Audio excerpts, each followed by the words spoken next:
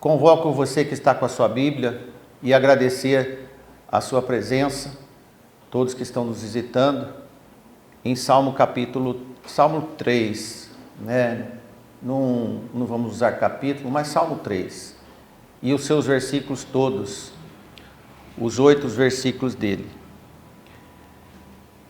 Antes que possamos ler, enquanto você procura, nós colocamos um título nesta pregação de hoje, nesse sermão, Como dormir perto dos inimigos. E você vai ver por quê.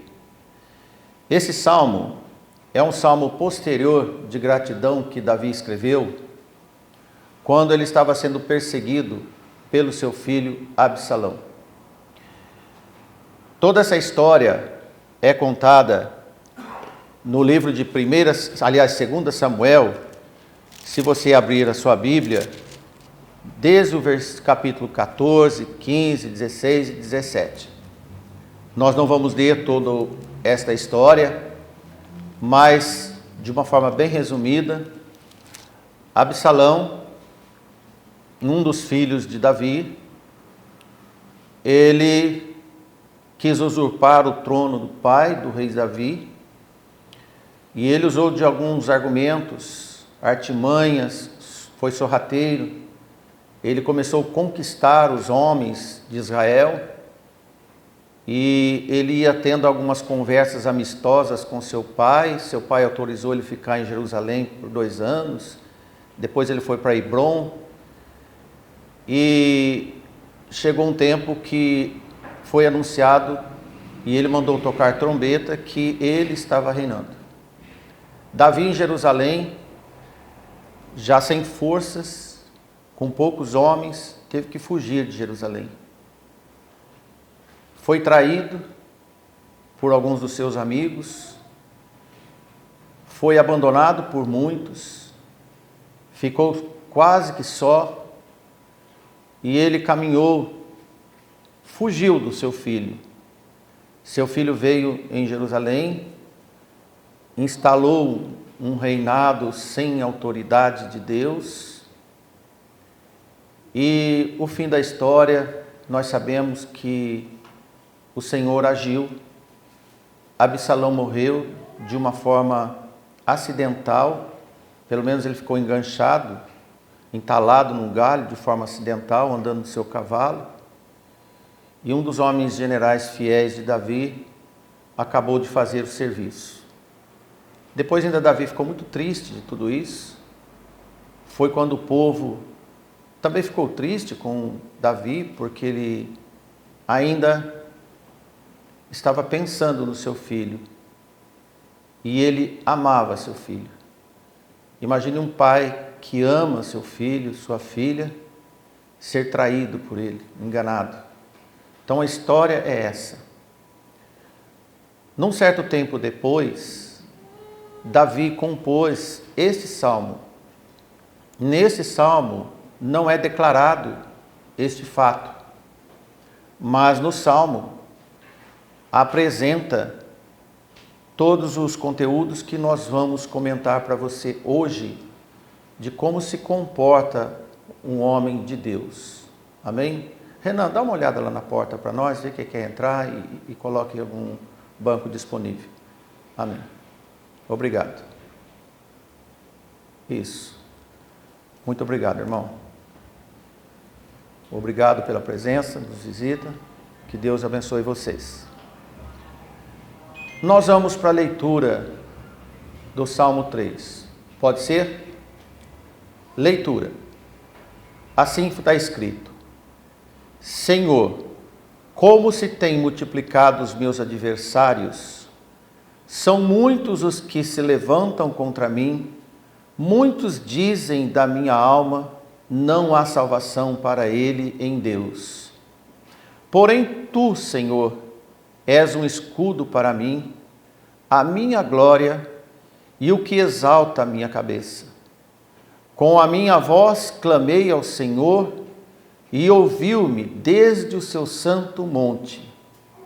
Eu me deitei e dormi, acordei porque o Senhor me sustentou. Não temerei 10 milhares de pessoas que se puseram contra mim e me cercaram.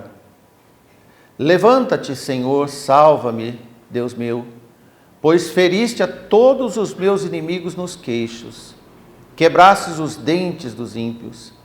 A salvação vem do Senhor, sobre o teu povo seja a tua bênção. Amém. Vamos orar. Amado Deus, te agradecemos por este momento, pela presença de todos, que esta palavra possa chegar ao coração de cada um e assim nós sermos capacitados para poder levá-la humildemente a cada coração no transporte do seu Espírito Santo. Pedimos por esta igreja, por todos que vão nos ouvir, em nome de Jesus, nosso Senhor, nós te agradecemos. Amém. Aqui está escrito, como nós comentamos com os irmãos, onde Davi faz um relato da atitude e da dor por ser perseguido pelo seu próprio filho. Logo de imediato, eu quero apresentar para os irmãos em 2 Samuel, capítulo 15, nós não vamos ler tanto, mas é necessário ver que Davi recebeu a notificação do que estava acontecendo diante do resumo que nós fizemos para você antes da leitura. 2 Samuel, capítulo 15, versículo 13. Então veio um mensageiro a Davi, dizendo: o coração de cada um em Israel segue Absalão. Disse, pois, Davi a todos os seus servos que estavam com ele em Jerusalém: levantai-vos e fujamos, porque não poderíamos escapar diante de Absalão. Dai-vos pressa a caminhar, para que porventura não se apresse ele e nos alcance, e lance sobre nós algum mal, e fira a cidade a fio de espada. Então os servos do rei disseram ao rei: eis aqui os teus servos, para tudo quanto determinar o rei nosso Senhor. Veja que Davi recebeu essa notificação triste, ele não teve nenhuma reclamação, nenhum murmúrio, apenas tomou decisão. Os que estão comigo, prepare-se e vamos fugir. Primeira observação desse sermão de hoje, e que serve para nós, é que nem sempre nós temos que enfrentar os nossos inimigos. E nunca devemos vingar nossos inimigos. Fugir e escapar é uma opção dos servos de Deus, para que Deus, no seu devido tempo, no seu momento, cuide de cada caso, como o apóstolo Paulo escreve aos Romanos, citando os profetas: minha é a vingança, diz o Senhor. Amém? Toda a vingança é do Senhor. Como nós lemos Davi escrever, após os inúmeros adversários convencidos de que não havia esperança em Davi, porque assim estava Jerusalém, a nação já não esperava mais nada dele. Mas esse eleito de Deus descobriu a segurança e crendo no livramento divino. Qualquer um de nós, quando tudo em volta aparece destruído, sempre vai restar uma esperança, e esta esperança é no Senhor. Nunca desista da sua fé. Davi descobriu segurança e proteção, crendo no livramento de Deus. Assim sendo, adquiriu confiança para tomar as decisões nos momentos mais difíceis desta insurreição do seu filho. O Salmo 3, como nós lemos, não é um salmo só de lamentação, que beira a reclamação, mas também de ação de graças de Davi pela segurança que lhe foi conferida em uma situação de crise familiar envolvendo toda a nação. A transmissão de ideia, quando ele escreve: tem multiplicado os meus adversários, por causa do número e a violência deles, que estavam aumentando, porque anos atrás não era assim. E isso pode acontecer no mundo que nós vivemos. Tivemos momentos tranquilos, mas podemos ter momentos que os adversários se manifestam. E depois de se manifestar, eles começam a perseguir. Porque Davi diz, antes pareciam poucos, convivia com eles, mas agora se avolumam, ganham força e tomam decisão de atacar. Ocorre que um foi convencendo os outros contra ele, inclusive aqueles que eram nulos, não tinham posição, assumiram contrariedade contra este homem, homem de Deus, associando e somando a perseguição em massa e sem piedade. Um tipo de efeito manada para matar o rei Davi. Essas desordens dos inimigos é que incomodam muito. Reuniram-se tantos que não se encontrava mais segurança alguma em Jerusalém. Por isso que nós lemos que ele fugiu. Conquistar o coração do povo contra ele foi necessário, e a única opção que restava ou era fugir ou morrer para encontrar um lugar seguro em vida. Mais uma leitura em 2 Samuel, capítulo 15, agora versículo 10 e 12, é uma sequência anterior à leitura que nós fizemos de 2 Samuel. Veja agora a atitude de Absalão, seu filho. Versículo 10. E enviou Absalão espias por todas as tribos de Israel, dizendo, quando ouvirdes o som das trombetas, direis, Absalão reina em Hebrom. E de Jerusalém foram com Absalão 200 homens convidados, porém iam na sua simplicidade, porque nada sabiam daquele negócio. Daquele negócio é a usurpação do trono.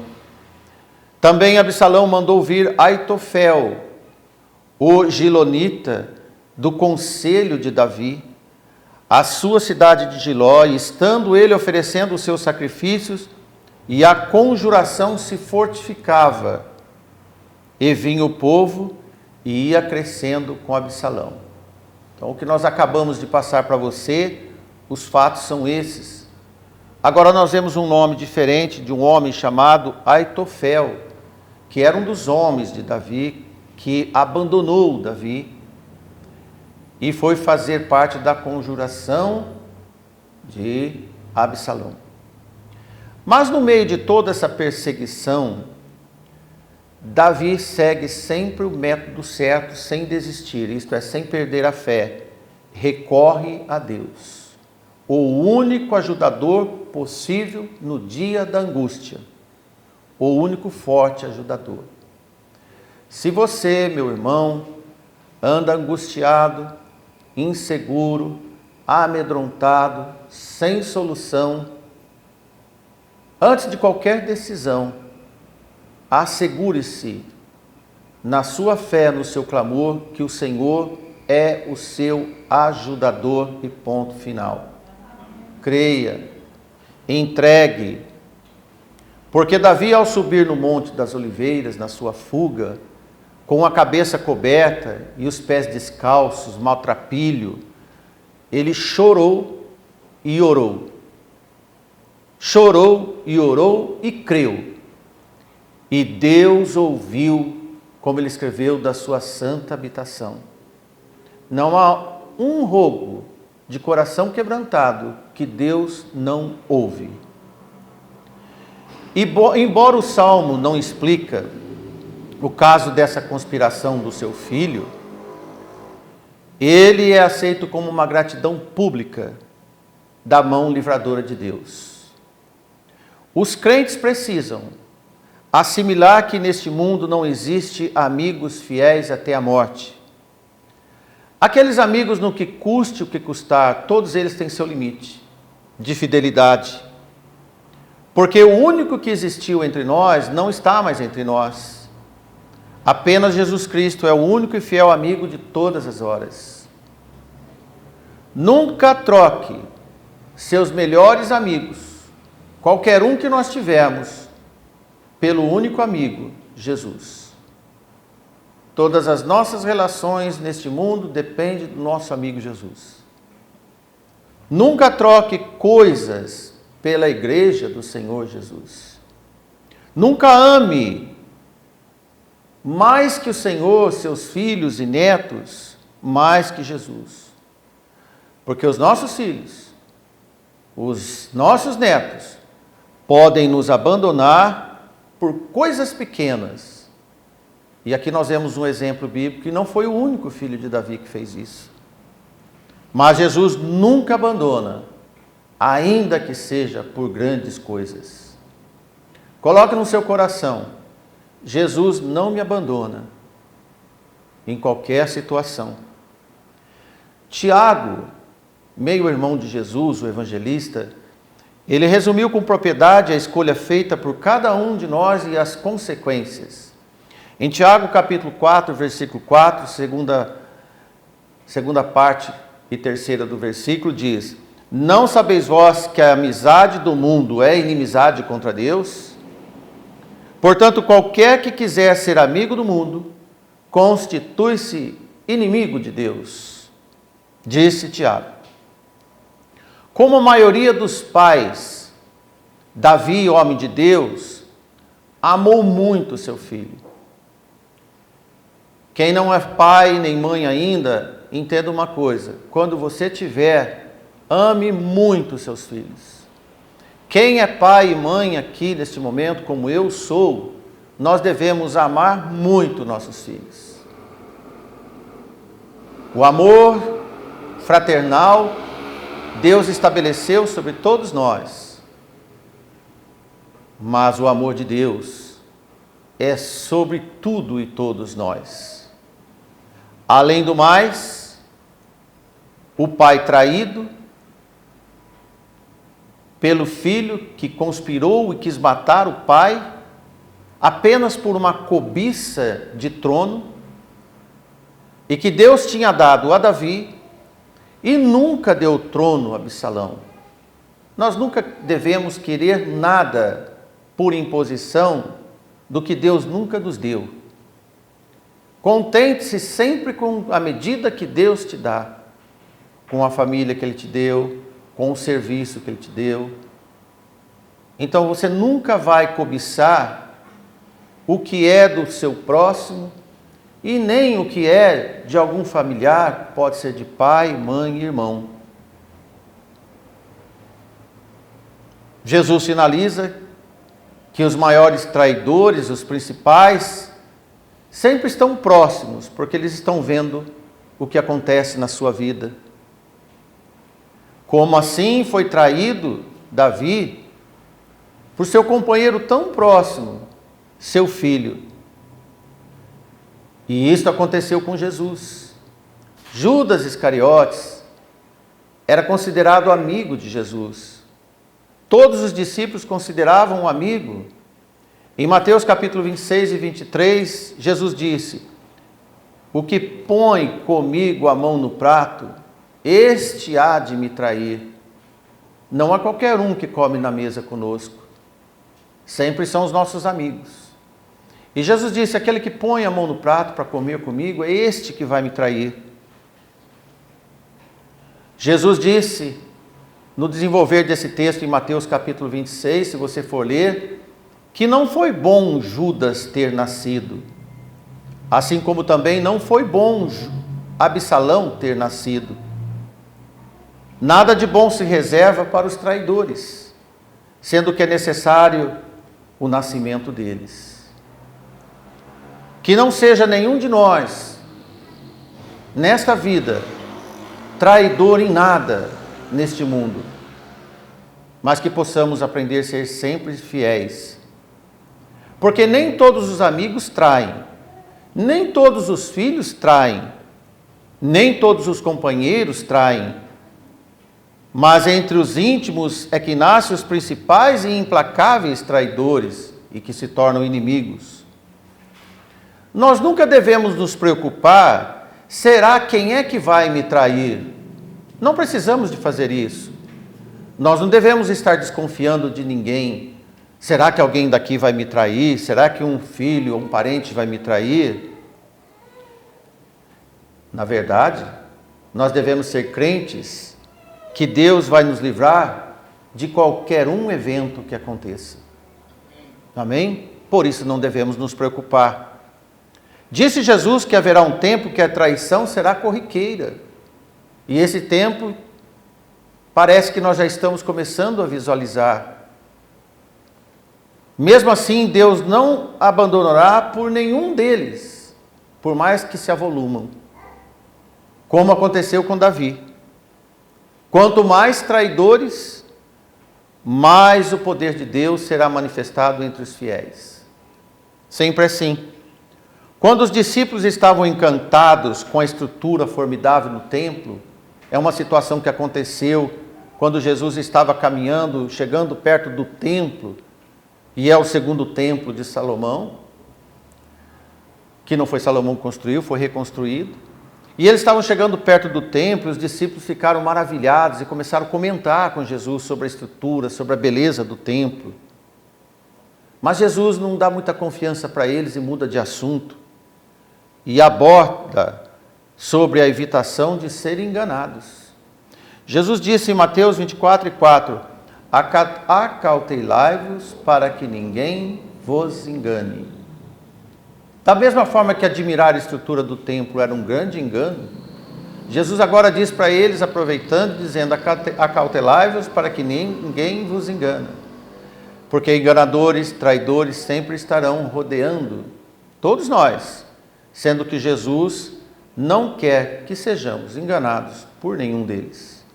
Acredito que será comum as pessoas simples serem enganadas, principalmente no ambiente em que o amor esfriará, e é o que Jesus também diz nesse tema, nessa passagem.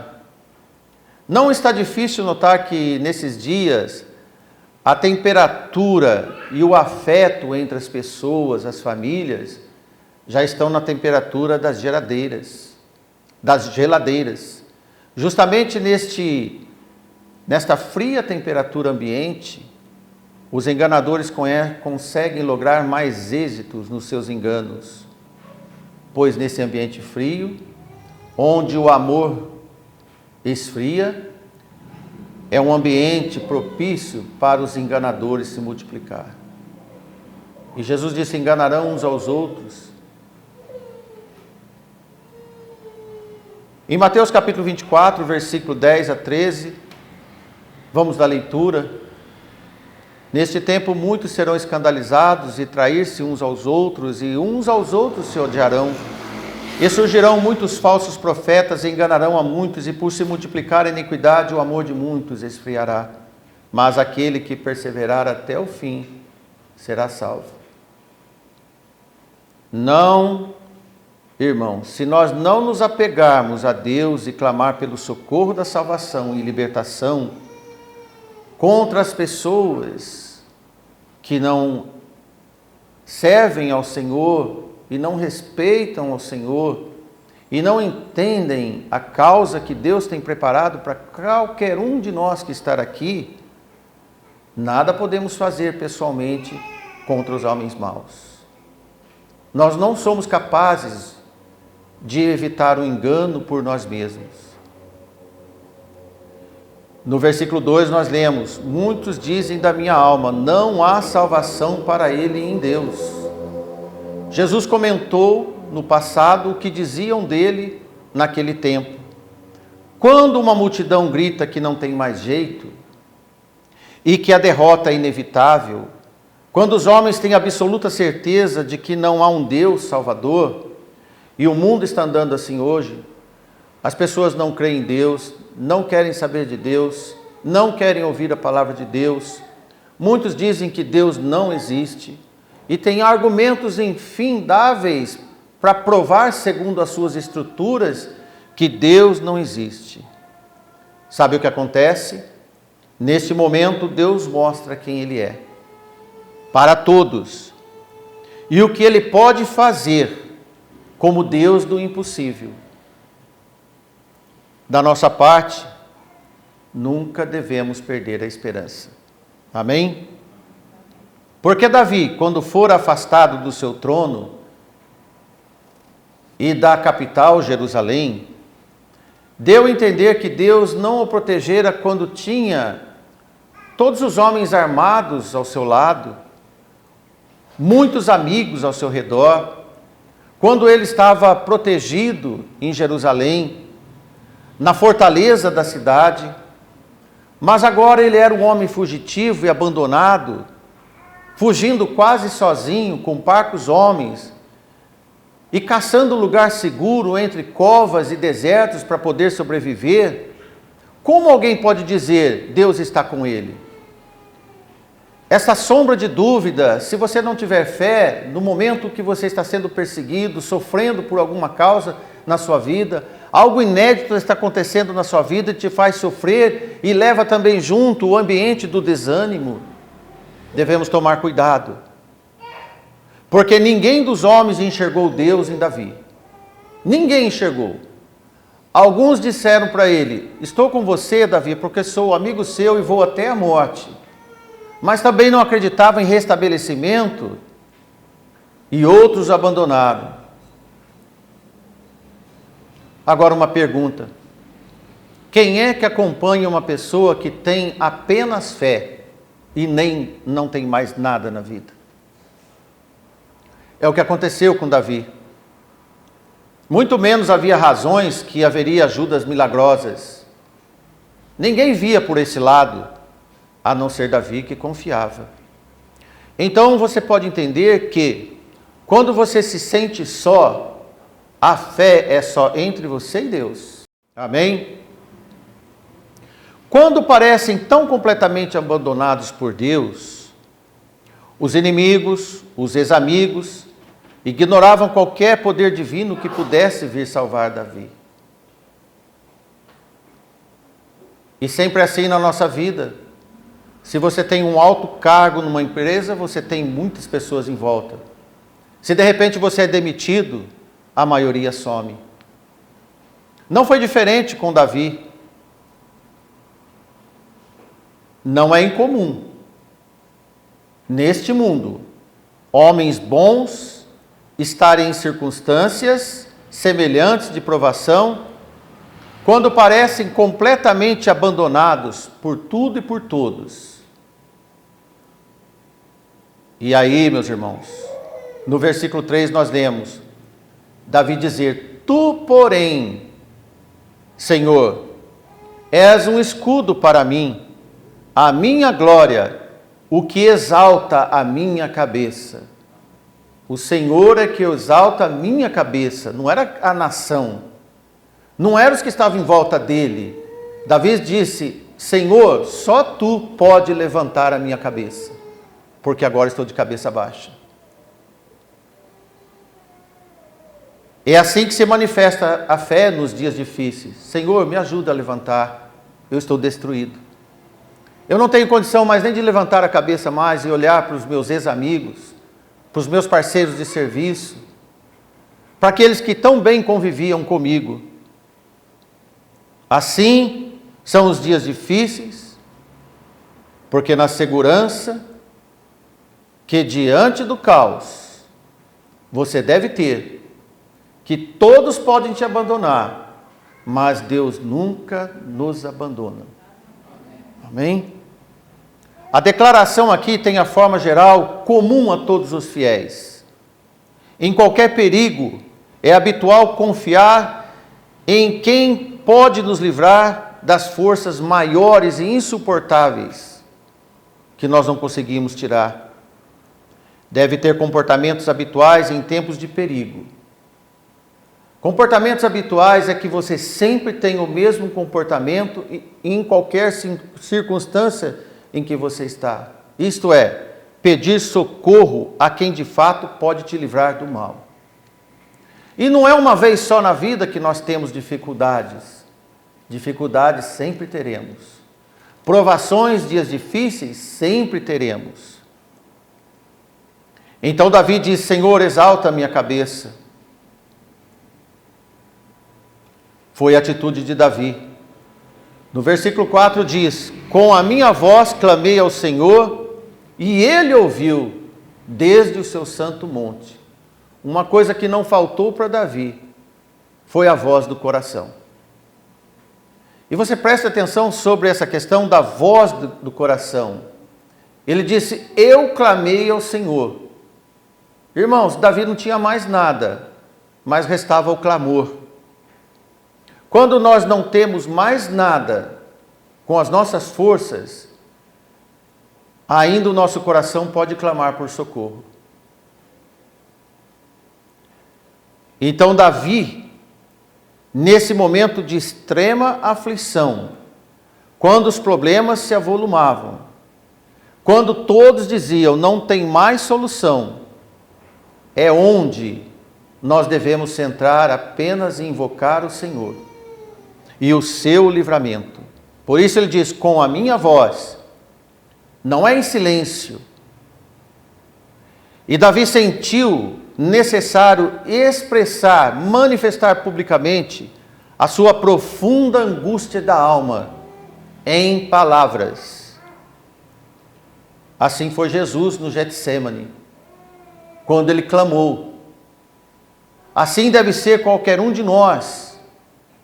É assim, não devemos ter receio de entrar num quarto quando nós estamos acabados, tristes, de cabeça baixa, entrar no quarto e clamar em viva voz: Senhor, me ajude. Senhor, tenha piedade de mim. Senhor, tenha piedade da minha família. Senhor, tenha piedade dos meus filhos. Senhor, tenha piedade deste país. Senhor, tenha piedade de quem governa esse país. Não tenha dúvida que Deus vai te ouvir. Nunca duvide de Deus. Nenhum poder redentor de Deus nos faz ficarmos calados. É impossível. Nenhum crente abençoado por Deus é mudo em manifestar o pedido de socorro e depois a gratidão. Porque nenhuma gratidão e pedido de socorro é introspectiva, como um pensativo lento e sem expressão. Ninguém pede socorro em voz baixa. O SOS é alto, para que todos possam ouvir. De forma que, como pedir ajuda calado? E como agradecer mudo? Apenas respirando. Davi usou todo o seu potencial de voz e o Senhor ouviu do seu santo monte. Davi não fez gritaria, Davi clamou. Porque nós não temos um Deus surdo, mas temos um Deus que tem prazer em nos ouvir. Amém? E Ele quer nos ouvir. Deus é tocado por qualquer clamor que nasce do coração. Que seja sincero, de consciência. Também Deus ouve as nossas orações silenciosas. Sabe aquelas que brotam lágrimas dos olhos, noite afora, que muitas vezes apenas o travesseiro reconhece essas lágrimas. Essas orações Deus ouve. Esta é uma outra forma de expressar o que está latente nos nossos corações. O que Deus quer é uma doce comunhão nas nossas expressões de uma linguagem sincera, carregada de argumentos, ainda que seja com suaves manifestações a seu tempo de momentos de bonança. É tão simples, meu amado, minha amada, você que está nos ouvindo. Você no seu quarto, ou junto com seu esposo, com a sua esposa, com seus filhos, orar e chorar. Senhor, o Senhor sabe da minha situação. O Senhor sabe o que está passando na minha vida. Melhor que qualquer um dos meus amigos. Porque eu sei que o verdadeiro amigo eu conheço muito bem. Então eu abro a porta de oportunidade para poder manifestar as minhas necessidades. Nunca, mas nunca mesmo na sua vida, tenha a ousadia de abrir um canal de oração com voz robotizada, desenhada, fria, tipo até desinteressada. Deus não vai ouvir. Deus não ouve conversas emboladas e frias, sem sentido. Deus ouve a voz do coração. Esta sim. Não faça dos momentos das suas orações tempo de uma religião formal. Bote o seu coração para funcionar diante de Deus. Foi o que Davi fez. Davi estava no deserto, com roupas rasgadas, cabeça baixa, mas o seu coração estava ativo no Senhor. Isto foi o mais importante. E Davi disse, e ele ouviu. Que bom. E ele ouviu. Ou então, Deus me ouve, por isso que eu estou orando. Dessa forma, é como quando eu ligo, o Senhor me atende. Quando eu ligo, o Senhor me ouve. O salmista se refere ao que ele constantemente achava verdade, real, que Deus era um ouvinte assíduo das suas orações. Independente se ele era rei em Jerusalém ou se ele era deposto no deserto, Deus ouvia em todos os lados. Isso é questão de fé, de compreensão. A razão da explosão de confiança de Davi foi onde ele expressou nesse salmo. Deus o sustentou através daquela noite no meio dos seus inimigos, como ele escreveu, e essa proteção foi para ele um sinal completo do livramento que viria. Olha, na noite ainda não havia o livramento, mas interessante que durante essa noite, Davi disse, deitei-me para dormir, despertei porque o Senhor me susteve. Então, como dormir enquanto o inimigo está ativo? Apenas os fiéis têm capacidade de dormir no meio de uma guerra, no meio de uma tempestade, onde os inimigos e comentaristas de guerra já sentenciam a morte iminente. Somente os filhos do Eterno confiam que todas as situações estão nas mãos do Senhor. O conselho do macabro Aitofel, que eu disse para vocês, não aconteceu o que ele escreveu e disse que ia fazer, porque ele já planejava a morte de Davi. Esse traidor disse que facilmente mataria Davi.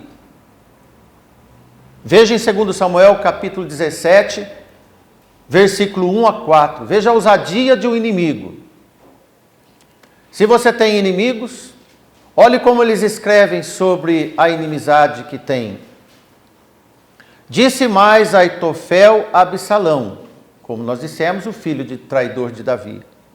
Deixa-me escolher 12.000 homens, e eu me levantarei e perseguirei Davi esta noite. O que é que Davi estava fazendo essa noite, irmãos? Dormindo. Para que perseguir quem está dormindo? Sabe por quê, irmãos? Ele não sabia que Davi estava dormindo. Ele achava que Davi estava preocupado. Mas Davi estava dormindo. E irei sobre ele, isto é, vou sobre Davi, pois ele está cansado e frouxo de mãos, e eu o espantarei, e fugirá todo o povo que está com ele, e então ferirei somente ele. Quer dizer, eu vou matar só Davi, o povo não. E farei tornar a ti todo o povo, pois o homem a quem tu busca é como se tornassem todos. Assim todo o povo estará em paz. E esta palavra pareceu boa aos olhos de Absalão e aos olhos de todos os anciãos de Israel. É impressionante, mas é real. O filho achando maravilhoso o momento certo de matar apenas seu pai. Mas acontece. De fato, o rei estava causando um mal-estar. Ele estava nesses frangalhos, como se diz mesmo, como esse Aitofel disse. mal vestido. Mas ele não sabia que Davi dormia e Deus estava assumindo o comando da guerra. Deixe Deus assumir o comando da sua vida. Fique em paz. Quando nós falamos para o irmão, meu irmão, fique em paz, isto é, durma como Davi. Como diz a Bíblia, durma o sono dos justos, porque Deus cuida de você. Porque todos os planos malignos, ainda que sobre a aprovação dos anciãos, que representava a religiosidade de Israel, a sensatez, ainda que preparados na calada da noite pelo inimigo, porque o inimigo não dorme, e você tem que dormir. O inimigo nunca dorme, mas nós precisamos de dormir. Como vamos fazer? Ficar sem dormir como eles ficam? Não. Vamos dormir. E isso fez Davi. Esses homens são derrotados pelo Senhor enquanto nós descansamos. E quando estamos cansados, temos um sono profundo. A noite foi feita para os filhos dormirem, enquanto os nossos pais nos protegiam à noite. Não é assim com os nossos filhos, irmãos? Os nossos filhos pequeninhos aqui da igreja, eles dormem tranquilos. E a mãe, o pai levanta à noite para ver se estão cobertos, se eles estão com febre, se está tudo bem com eles. E eles dormem. Sabe por que as crianças dormem assim? Porque sabe que tem um pai que cuida, uma mãe que olha. Por que nós não nos comportamos como crianças na mão de Deus? Não vale a pena querer ser adulto com o Senhor. Deixa Ele cuidar de nós. Esse formato patriarcal acontece, porque enquanto descansamos, Deus cuida de nós. Enquanto os inimigos calculam a nossa morte, Deus preserva a nossa vida. Amém? Se o inimigo não dorme, vamos ser bem honestos, o problema é deles. Eu não tenho que ficar acordado junto com eles. Não são meus parceiros, porque nós dormimos. Porque Deus não dorme. Os inimigos não sabem que durante o nosso descanso, Deus é o nosso escudo. Por isso que Davi escreve aqui que Deus é o escudo. Foi nesse espírito forte que Jesus se preparou para dormir no meio da tempestade, no mar da Galileia, dentro daquele improvável barquinho. Vocês lembram dessa passagem em Marcos 4, 37 e 40? Aconteceu que levantou um grande temporal, uma tempestade, e aquele barquinho desse tamanho, que mal cabia os discípulos, começou a balançar naquelas águas revoltas. E de forma que a água entrava no barquinho. E agora? E Jesus estava na popa do barco, dormindo sobre uma almofada, como está escrito. E foram correndo acordar Jesus e disseram: Mestre, acorde, porque o barco vai afundar e todo mundo vai morrer. E Jesus, despertando do sono, repreendeu o vento e disse ao mar: Cala-te e aquieta-te. Assim Ele faz com os inimigos. E o vento se aquietou e houve uma bonança que pouco se vê no mar. Não tinha onda nenhuma. Sem vento, sem onda, Jesus pôde olhar para eles, sem desviar os olhares, e disse no versículo 40 para eles: Por que sois tão tímidos? Ainda não têm fé? Vocês estão sem fé? A pergunta de Jesus disse: Como é que vocês ainda não têm fé? Se eu estou aqui com vocês. Pois como pode Jesus estar no barquinho e ele sem fé? Ato falho pode estar espalhando entre os crentes desta igreja, de todo o mundo, com Jesus, mas desesperados. Com Jesus, mais inseguros. Com Jesus, mais tímidos. No entanto, irmãos, devemos aprender a lição de Davi. Não dos discípulos nesse momento. Davi foi um homem de fé. A sua alma sempre foi de um coração segundo o coração de Deus. E qual arma Davi usava? Davi mal usava um estilingue, uma funda. Davi se limitava aos brinquedos de meninos, de caçar passarinho, para enfrentar Golias e fortes exércitos. Já era prática de Davi uma operação contínua de confiar em Deus, que ele por si só não conseguia nada com seus inimigos. O clamor da nossa vida deve ser rotina, porque inimigos sempre vão aparecer. Então, meus irmãos, Davi teve uma vida rodeada de Golias. Um deles foi seu filho Absalão, que nós acabamos de ler. Também do filisteu Golias. Também na sua velhice de cama, apareceu um dos últimos inimigos dele, seu filho. Um homem chamado Adonias, que também se diz: eu sou rei, pronto, acabou.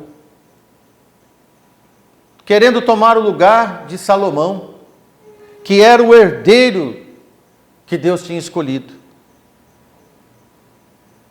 Porque quanto mais segundo o coração de Deus você for, mais os inimigos querem te provocar. Quanto mais você vem à igreja, quanto mais você ora, quanto mais você busca o Senhor, quanto mais você clama, mais os inimigos aparecem. No entanto, mais fé Deus vai te dar. Como diz a palavra de Deus, a fé não é de todos. E nós vemos no versículo 5 desse Salmo 3, uma simples frase de Davi: eu me deitei e dormi, acordei, porque o Senhor me sustentou. Meus irmãos, que a nossa vida possa ser assim: deitar, dormir e acordar, e ter certeza que o Senhor te sustenta. No versículo 8 diz que a salvação vem do Senhor, e sobre o seu povo toda a sua bênção.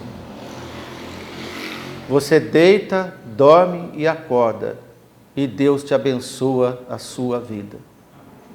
Você quer experimentar, de fato, não para ser membro da igreja, mas para experimentar para a vida toda o que Deus pode fazer e é capaz de fazer na sua vida, em qualquer momento que você possa se encontrar?